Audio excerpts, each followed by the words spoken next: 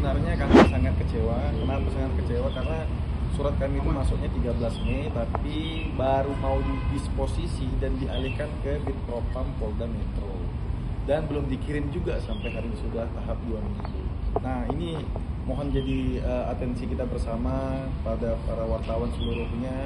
Ini kita memang sangat mempercayai sebenarnya di Propam ini sebagai penegak lah, agar Polri ini sebagai presisi seperti itu. Jadi kita inginkan dalam ini untuk secara kebijaksanaan diskresi pimpinan di Propam sendiri dalam hal ini melakukan ya perkara ini tetap di Propam, tidak dilimpahkan ke Polda Metro Jaya ataupun Bit Propam, sehingga dalam ini akan memberikan juga keadilan kepada korban langsung. Kami sangat mengharapkan sebenarnya jadi kehadiran kita di sini akan langsung sebenarnya direspon ataupun diambil keterangan secara langsung apa-apa saja, namun ternyata ini masih di level baru mau dilimpahkan ke Bitpropam Polda Metro.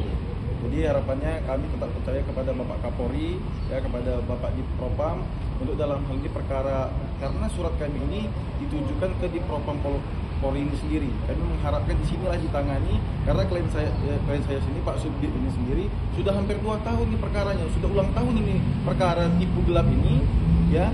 Dalam hal ini tidak juga memberikan kepastian hukum, tidak dalam hal ini di level naik siapa penetapan tersangkanya, dan banyaknya kejanggalan-kejanggalan yang terjadi. Kalau menurut kami 2 alat bukti sudah terpenuhi, sudah sangat tercukupi, sampai ahli pun dalam hal ini kejanggalannya pun ada. Ini benar-benar oknum ini, penyidik ini kok bisa dicopot saja. Jadi mohon ini Bapak Kapolda Metro Jaya, Bapak Ditpropam dalam ini menindak tegas ini dalam hal ini.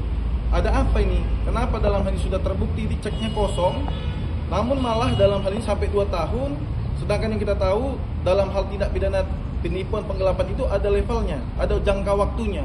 Jadi tidak bisa juga dalam ini 2 tahun, dan tidak ada juga SP2HP secara berkala yang kami peroleh tiap bulan. Nah, ini banyak kejanggalan ini, rekan-rekan wartawan. Jadi kami sangat berharap pada Bapak Subditnya, Ibu Bunga tadi, kami cepat memintakan dalam hal ini perkara ini tetap di Propam seperti itu, untuk dilakukan dalam ini. Ya mungkin kami mohon untuk atensi dari para wartawan. Soalnya masalahnya kan kasus ini kan berbarengan dengan kasus aku, ya, tapi berbeda orang. Cuma kok kasus saya jalan, ya balik lagi jalan karena viral, dan kok yang ini bisa dibilang mandek gitu lah ya Bang ya. Gitu sampai kita akhirnya ke Mabes tuh, artinya kita minta perlindungannya dia udah mentok nih, ya, karena di Polda ya Bang, laporan kita juga udah apa tuh Bang? Udah 2 tahun. Jadi artinya kalau kita balik ke Polda lagi tuh halu sendiri gitu loh, nggak ada keadilan. Jadi makanya kita memutuskan untuk ke Mabes, dan ternyata hasilnya juga ya seperti yang tadi tim kuasa hukum suami saya bilang, kita masih kecewa lah gitu dengan jawabannya. Bang, tapi di dalam sudah sempat mendapatkan jawaban juga belum sih Bang terkait kenapa prosesnya mandek? Nah inilah yang di dalam tadi hanya menjelaskan kasusnya baru didisposisi, dikirim ke Bitpropam Polda Metro, tapi suratnya pun belum dikirim. Nah ini makanya saya bilang kan kita agak kecewa, karena 13 Mei ini hampir juga sudah 2 minggu. Apakah perlu kasus ini no justice no viral, ataupun no viral no justice seperti itu kan, atau kembali. Nah ini menjadi sangat dipertanyakan besar seperti itu. Nah ini makanya ketika ini dilimpahkan lagi ke Bitpropam Polda Metro, sedangkan klien kami sudah tidak percaya ini ditangani di Bitpropam sendiri, nah ini menjadi pertanyaan besar. Nah ini katanya kan harus ada dilakukan audit memang secara administrasi seperti itu di Wasidik.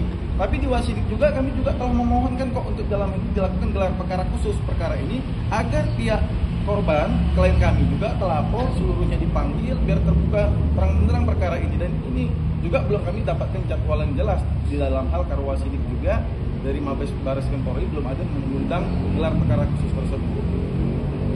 Artinya dari pihak kami tuh nggak merasa takut lah ya Bang ya. Tidak. Karena emang kita posisinya merasa benar, secara perdata juga kita telah menang ya Bu ya. 3 sampai udah kasasi ya Bu. Sudah inkrah. Sudah inkrah. Jadi artinya sebenarnya nggak ada lagi alasan untuk kasus ini tidak dijalankan, begitu ya Bang? Nah. Ya, jadi sebenarnya ada apa sih yang kita cari tuh? Apakah ada memang kasus ini diperlambat atau gimana?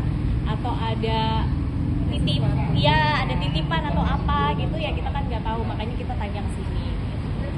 Kamu nggak berarti bisa disimpulkan kalau misalkan viral bisa jadi lebih peluang buat diproses lebih tinggi Ya atau gimana Kak? sejauh ini karena udah 2 tahun ya Mas, udah 2 tahun jadi kita memilih untuk oh ya udah mungkin dengan cara teman-teman media bisa ngebantu juga memviralkan menjadi atensi juga gitu, karena banyak di lingkungan sekitar kita yang mengalami masalah penipuan akhirnya kan gak jalan kalau nggak viral ya kan. Selama ini kita 2 tahun juga untuk memutuskan untuk diam, benar-benar diam karena oh ya udah kita coba kasih Kita percayakan gitu. Kita percayakan ke penyidik. Nah, Penyidik. kebetulan kan Bunga dihadirkan sebagai saksi waktu itu. Betul.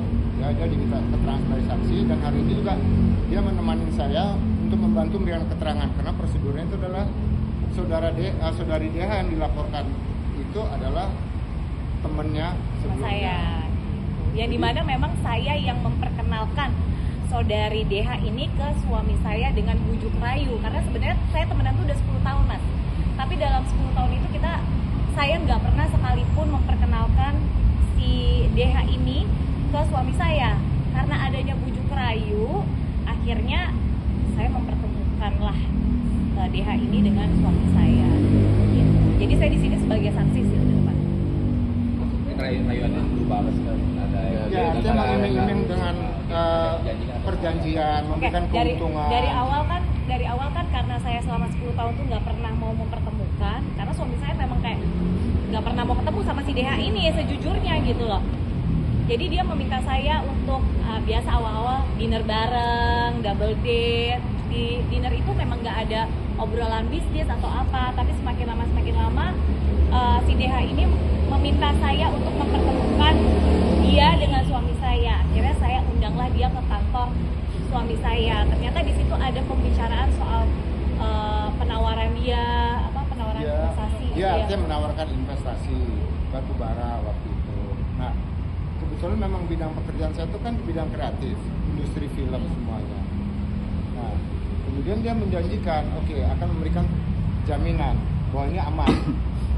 Nah, dalam surat perjanjian kerjasama tersebut dia menjamin juga di situ apabila terjadi kegagalan dia untuk membayar, dia akan tetap melakukan pembayaran sampai 100% menjadi tanggung jawab dia. dia.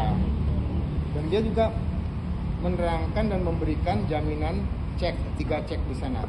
Nah, itu yang membuat saya Merasa yakin untuk memberikan investasi itu, modal itulah yang dia pinjam untuk ke sana. Jadi lebih kurang intinya seperti itu, ya. Nah, istri saya ini hadir sebagai menemani saya dan keterangannya sebagai saksi juga sudah dimintakan waktu itu. Uangnya sudah ada kembali Pak dari modal yang diberikan. Jadi gini, persoalan pengembalian uang itu keuntungan sudah beberapa kali yang sudah dijanjikan. Tapi kan keuntungan beda dengan modal, ya, dengan modal beda. Jadi belakangan begitu mau bayar keuntungan berikutnya